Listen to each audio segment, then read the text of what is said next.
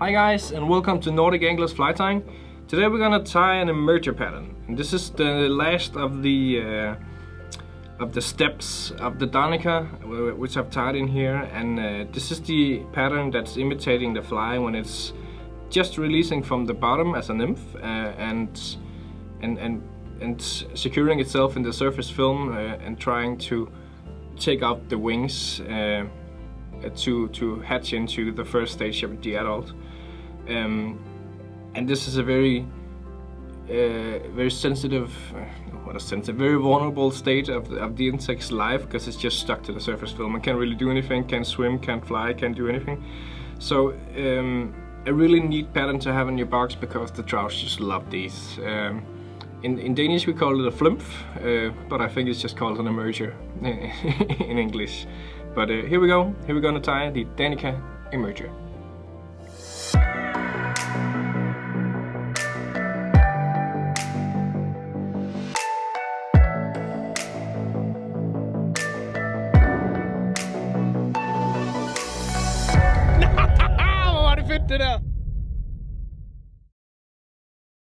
So now we're gonna tie this Flymph, or this emerger pattern of the Danica. I'm gonna start out with a set hook, the same as I used in the Done pattern. This is the FW 531 barbless, and I'm gonna pair it up with a nice GSP thread in white here. And I'm just gonna start out by putting a little coat of thread on the hook here, stopping something like 1 or 2 millimeters behind the barb, or the point of the hook, because there's no barb. And I'm gonna take some pheasant, just natural fibers, just cut off, what is there here, like 6, something like that. It doesn't really matter how many you think it suits the fly. And I'm gonna put them out at approximately the length of the hook shank here. Again, Danicas have a long tail. I'm just gonna tie this down here.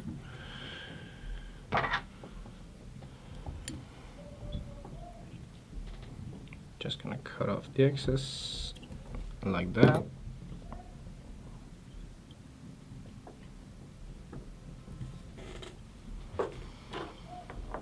Then I'm gonna tie in a rib, and this is gonna be a gold rib, and this is a Lagertun extra fine gold rib.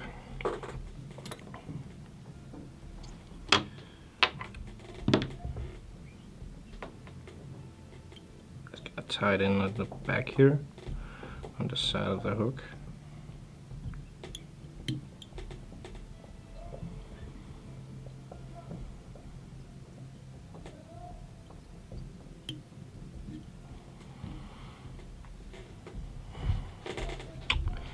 And then I'm gonna do some dubbing, and instead of using the super fine dubbing I've used on the other flies, I'm gonna use something with a little more tenacity to it, a little more coarse hairs, and a natural dubbing, because I don't want this dubbing to be what do you call it? I don't want it to be treated so it floats. I want this to sink, because the front part is the one I want to float. The bottom part is supposed to be at an angle downwards in the water. You can just use whatever you have at hand. If you want something really nice, we just got these squirrel butt from Hairline back in stock. And this, sorry, not Hairline, whoopsie. And it's like the perfect dubbing for this. It comes in a variety of colors. I'm sure you can find something that suits your needs. And I'm just gonna start out here at the back.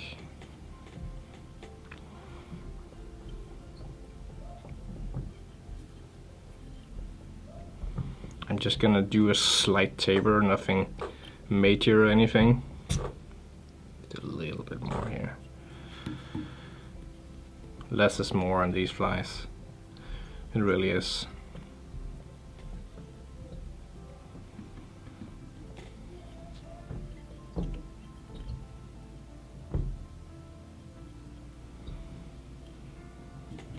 There we go.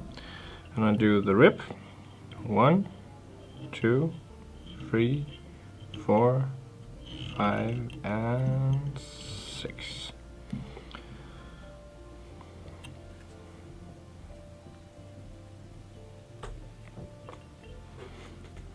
Tie that off and cut it off. Then I'm gonna do my CDC. And this one I've used a select CDC instead of just a standard, because I want some bigger feathers in this one. This is the only thing that's gonna imitate the wing case or the wings. So I want something a little bit longer than usual, so I splurge for a little bit better quality here. And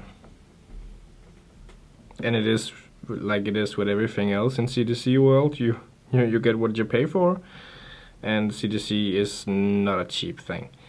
Good CDC can run you a lot of money, but it is necessary for these bigger flies to have something with a decent quality. Put it into the clamp here. I just put it up so I had the hackle stems lining up and the feather in the same orientation. Put it in the clamp. I'm just gonna cut off the excess here, as close to the stem as I can get.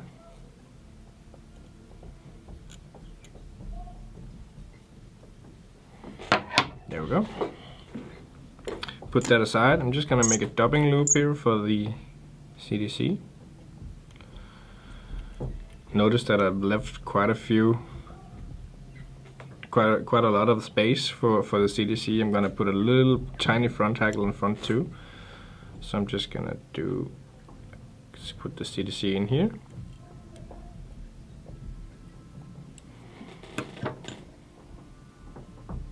Making sure that it's straight. Taking my dubbing wheel. I'm just gonna give it everything I got here. I do not want these to let go.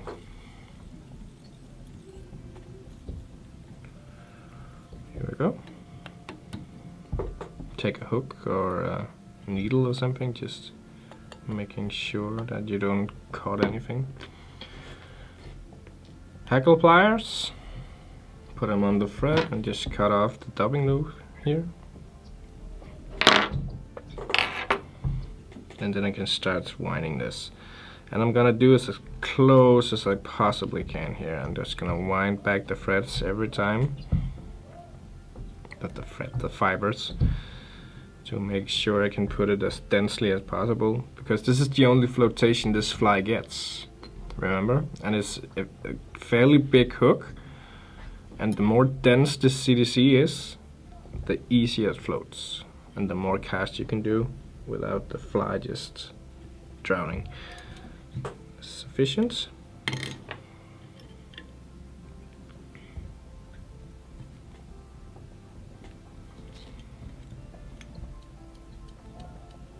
Just gonna take the thread back through a little bit, cut off the excess here, or that dubbing loop.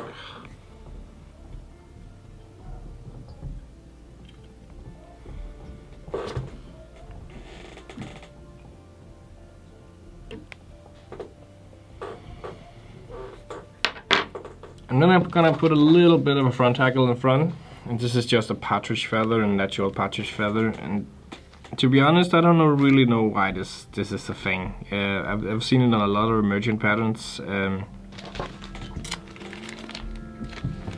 but in my eyes, it doesn't really have a function. This feather is just more for, I don't know. I think it's supposed to put some speckles on the wing, but in this stage the wing isn't fully developed yet, so in theory you can't see it. So I think it's one of those remnants from old time that we just do, but I'm gonna do it too. So nothing better than those guys. And it's not gonna be a big feather by any means. It's not supposed to extend out as it does on the done version. This is just supposed to mimic a little bit of speckles in the wing case, I guess. And I'm just gonna do 2 wraps with this. Folding my feather back as I go. side off.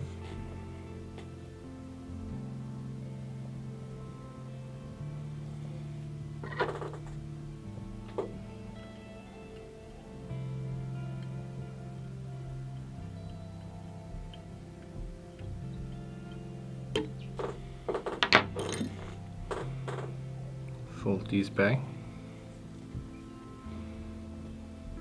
making sure everything is secure here.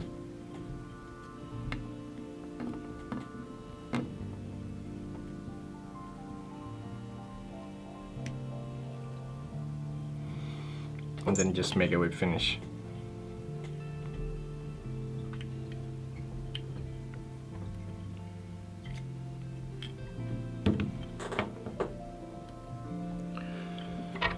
And there we go. Danic merger, a Flymph, or what do you call it? This is the stage in between the nymph and the dun. This is where it's lying in the surface film, struggling to get the wing case out. And it's a really effective pattern because this is really a stage where it's very defenseless. It can't fly, can't swim, can't anything. It's just sucked to the surface film. And the trout knows this, so make sure to have a couple of these in your box, varied after the colors you're in your fishing environment, in your streams. It's also a very effective pattern in smaller sizes to imitate the emergence of the BWO or the Rodani or the Epsigenia. So good clashing pattern in a hell of a lot of varieties. So yeah. So yeah, the Danic merger. As you saw, a pretty easy pattern to tie. It doesn't take very long, but a deadly pattern. If you have a little bit of trouble getting the fish to take your dun imitations, try putting on one of these. He's probably just feeding on the mergers. A really important pattern to have in your box for this kind of fishing. Again, as I said earlier, just vary the colors and size depending on where you fish and what you're fishing for and what's hatching near you. You can of course find the full description of the materials used in this fly in the description below this video, and I'll link a full material kit as well. So thanks for watching. Remember to subscribe if this was something you liked, and I'll see you in the next video. Bye.